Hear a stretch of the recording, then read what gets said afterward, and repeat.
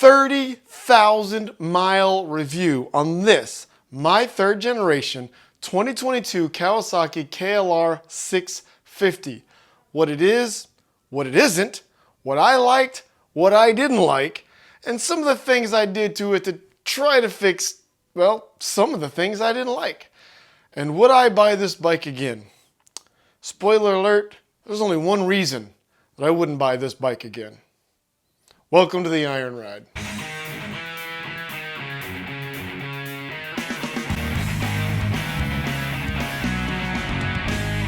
My name is Jeremy, you are watching the Iron Ride, and this is my garage. This is not a studio, this is not a bike shop. This is literally my garage. But we're not here to talk about my garage, we're here to talk about this. My third generation 2022 Kawasaki KLR 650. This is not a dirt bike. This is not even an adventure bike. And it is definitely not a street bike. The third generation Kawasaki KLR 650 is the epitome of a jack of all trades, a master of none. If you need to do it, this bike will get it done with a little bit of work. If you need to get on the interstate, the Kawasaki KLR 650 can take you on the interstate up to 75, 80, even 85 miles per hour. It's not going to be real comfortable, but it'll do it. If you need to get off-road in some pretty gnarly tracks, the KLR 650 will get you there. You're going to have to put in a little work. It might have to put in a lot of work, but it'll do it. The Kawasaki KLR 650 is what I would call a dual sport with adventure tendencies. It's heavier than most dual sports, but lighter than most adventure bikes. Gives you more wind protection than most dual sports, but considerably less than most adventure bikes. It's geared just high enough that you can take this bike on the highway safely, if not comfortably. But it is far better off-road than it is on-road. This bike is geared so low, you can ride all day in the sand and not worry about burning out the clutch. Ask me how I know. Or better yet, just watch my El Camino del Diablo series. So let's talk about what I think are the pros of this bike. Why did I buy a 22 Kawasaki KLR 650? When I purchased this bike back in 2022, when they first came out with the third generation of the Kawasaki KLR 650, I was driving Jeeps, getting 14 to 16 miles per gallon. This bike gets me 42 miles per gallon on the interstate. At the time, this was the cheapest adventure bike on the market that I knew of. It's not overly powerful. It's a single cylinder, 650. It's not going to come out from under you if you whiskey throttle it. So it's very manageable for a brand new adventure rider like myself. This is the bike I learned to ride adventure on. Maintenance on this bike is a breeze. This is a very simple bike to work on if you have any level of mechanical inclination. A single cylinder, it doesn't get any easier than this. This is a very reliable bike. The single cylinder 650 is a very proven motor. Kawasaki has used it through 3 generations of motorcycles. I have had some very seriously hard hits, falls, wrecks, whatever you want to call them. And every time I have picked this up and it has started and it has gotten me home. Every single time. While this is a heavy bike for the power it produces, at least I don't notice the weight when I'm riding it as much as I notice it when I have to pick it up, which with my riding skills is more often than I'd care to admit. The amount of modifications that you can buy aftermarket for this bike is crazy.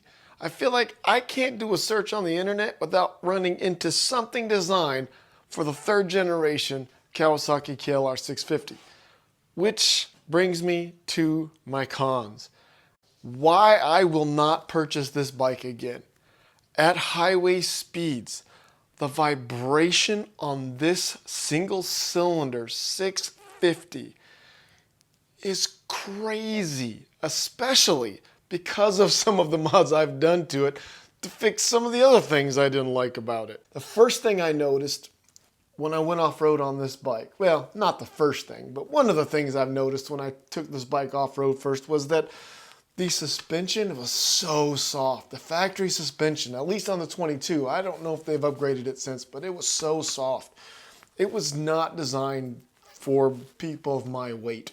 So one of the first things I did was switch out the suspension. Inside the front forks, I have switched out the factory springs with progressive springs. And while you can't really tell, on the back shock, I have the same stock shock, but I switched out the spring to a Top Gun 8 kg spring. And let me tell you, that has made a world of difference on this bike. I still manage to bottom it out occasionally with all my gear on it for moto camping, but it doesn't happen very often. The first mod I did to this bike are the Dirt Rex crash bars. You absolutely have to have crash bars on this bike. I'll show you why right over here. Walk with me. Broken, and that happened while these crash bars were on it. The plastic on this bike is so flimsy. If you put this bike down without crash bars, you are pretty much guaranteed to break this plastic. This is the second, this is a plastic I've already replaced, and I broke it again with the crash bars on it. You have to have crash bars on this bike or you are going to destroy it. Let's go back to the front. All right, so this, not really necessary. Honestly, I did this because it kind of looks cool. This is just a cheap Amazon headlight cover. The headlights are not cheap to replace on these bikes. I can't say that I've ever needed or probably even come close to needing to replace it. But this was inexpensive and I don't want to have to replace this headlight because it's not cheap. So cheap Amazon headlight cover. My V-Stream windshield. The windshield that's on here factory, perfectly fine. I did end up buying 3D Cycles windshield risers because the angle of a factory windshield wasn't good for me. And that was great until I had a really hard crash and destroyed my windshield. So instead of buying a factory one, which is more expensive, I just went with the medium-sized V-Stream windshield. And I really like this thing. I should have bought this maybe instead of the 3D Cycles windshield risers, but then it would be broke because that was a hard crash. So, and in case you're wondering, these are factory aux lights, but they're clear. And I just bought some amber light tape off Amazon because I like the amber look. And since we're here looking at it, the can guards that come on this are absolute trash. They're flimsy plastic that might protect you from some limbs, but they're not going to protect any of the levers on this bike. So I have replaced them with bark busters off from is it T-Rex, I believe. Behind my T-Rex bark buster hand guards, I have short levers on both sides. Again, just something from Amazon because it's hard to show from here, but I got tired of pulling my levers into my fingers and it kind of looks cool, but not that anybody can see it but me. Not that that's a con, I just wanted that on the bike, so there it is. Oh, and my Atlas throttle lock because highway riding on this is already uncomfortable and this makes it a little less uncomfortable. If you know anything about the Kawasaki KLR 650, then you will understand this. This is my clutch bypass button on-off switch. You see the braking, the engine braking on the Kawasaki KLR 650 is kind of excessive. At least it was in 22. I don't know about the other years, but it was a little excessive. And when you let off the gas and the clutch, man, I felt like it was going to throw me forward off this bike. One of the fixes that I saw online was a bypass. You're basically bypassing the clutch switch. You can do it with a mini 10 amp fuse, rotate the prongs, stick it in there, and the engine braking turns to what I would consider normal, but there are occasions when I like the engine braking, like going down steep hills. So I put a switch on here. I can turn this on, which turns the bypass on. So as far as I'm concerned, engine braking is normal. But if I want the engine braking, I just turn this off. So when I'm going downhill, it kind of sounds a little bit like a Jake brake on a semi-truck, not nearly as loud, and it gives me some really nice engine braking going downhill. I upgraded the USB port because there was only one USB in here, and I wanted more because of my cameras and whatnot. So there you go. This is an aftermarket brake lever. What is that? JFG, I don't know. JFG Racing. I got this on Amazon because I pretty much destroyed my brake lever on my Arizona BDR trip. So if you want to see why this is on here, go watch that series. And then one of the other things I've switched out on this side of the bike is the exhaust. I've switched from the factory to a Leo Vinci, however you want to pronounce that. I don't really care. Aftermarket slip-on exhaust. Not because I care about the sound. The factory exhaust weighs 14 pounds. This one weighs like just under 7. So that's a huge weight loss, and that's why I did that. If you're going to take any bike off-road, you need a good skid plate. The factory skid plate that comes with a KLR 650, at least the 3rd gen, is plastic trash, which might be fine if you're doing forest roads or gravel roads and keep rocks from being thrown up in here.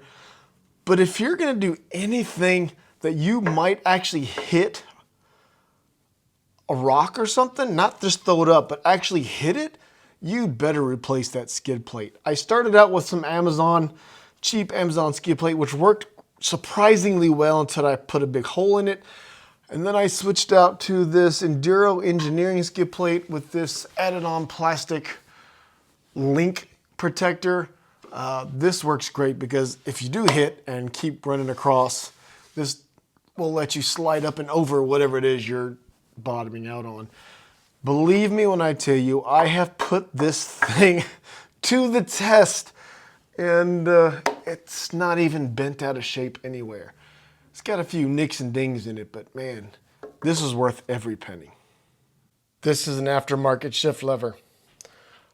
With my motocross boots on, which I strongly recommend you wear, even on an adventure bike, if you're going off-road, not adventure boots, because I've broke my foot in 4 places wearing adventure boots. The problem with the stock shift lever, at least on the 22 anyway, is it's too short. And so with adventure boots on, I couldn't really get under there comfortably to shift gears. It was a real pain in the butt. So I got the 10 millimeter slightly extended Tusk shifter. As you can tell, the stock would ride up in here. And clearly this doesn't because it does rub on the cover here. But it allows me to get my boot up under it, and I can shift effectively and easily and comfortably. And yeah, at least with the 2022, if you're going to wear adventure boots, which you should when you off-road, you're going to need an extender. I believe the 2023 and up, I think they actually extended this lever.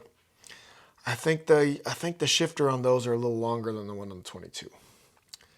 I think. And maybe you noticed this, maybe you didn't. This is not factory. This is not factory. The only reason I replaced this is because this was plastic and it broke off, and I wanted to replace it to keep rocks and whatnots from rubbing up on my chain here. And I only replaced this, well, because I replaced this and I thought it looked cool. You'll notice there's a lot of plastic missing in here. One year for either my birthday or Christmas, I don't remember which, my wife got me the Tusk rear fender delete. Here's the thing. There was a lot of plastic that got removed, a lot of plastic. But this is made of metal. And while it's smaller, metal is typically heavier than plastic. So I don't know if I shed any weight by doing that, but it was a gift and it looks cool. So I like it. So those are my pros and cons of the KLR 650 and why I personally would not buy this bike again. I said there was one reason I wouldn't buy this bike again. I guess really there's two. One, like I said, at highway speeds, the vibration on this, especially after my modifications, because I had to take the bar end, what do they call those things? The bar end weights off, which somehow help with vibration. I don't know how, but they do, because I noticed it when I took them off. My hand goes so numb on this now. And putting the hard mount kit on the foot pegs, you really feel a vibration coming through this bike at highway speeds. So that alone would stop me from buying this bike again. However, there's a second reason I would not buy this bike again. When I bought the KLR 650, it was the cheapest adventure bike on the market that I was aware of, at least. Today, there are bikes just as inexpensive, with more technology on it, just as capable. I am actually considering trading up. I might end up with a different bike. I don't know when. Mostly because of the vibration. Really, the only reason I want to get rid of this bike is because of the vibration at highway speeds. And from where I live, there's no way for me to avoid a highway to get to the trails I want to get to. Plain and simple. I have to go at least 70 to 80 miles an hour, literally by the speed limit, in order to get to the trails I want to get to from where I live. And quite frankly, I dread every time I have to get on this bike and hit the interstate. I just hate it. Off-road, I think this bike is fantastic. I don't know that I would change a thing about this bike off-road other than what I've already changed. But to be fair, this is the only bike I've ever really adventure ridden on. It's the only bike I've ever really off-roaded on. So whenever I get around to switching bikes, I'll have a better idea of whether this bike was really as good off-road as I think it is, or I just don't know any better. As always, friends, thank you for joining me. May God bless you, and who knows, if the good Lord's willing, might just see you out on the trail.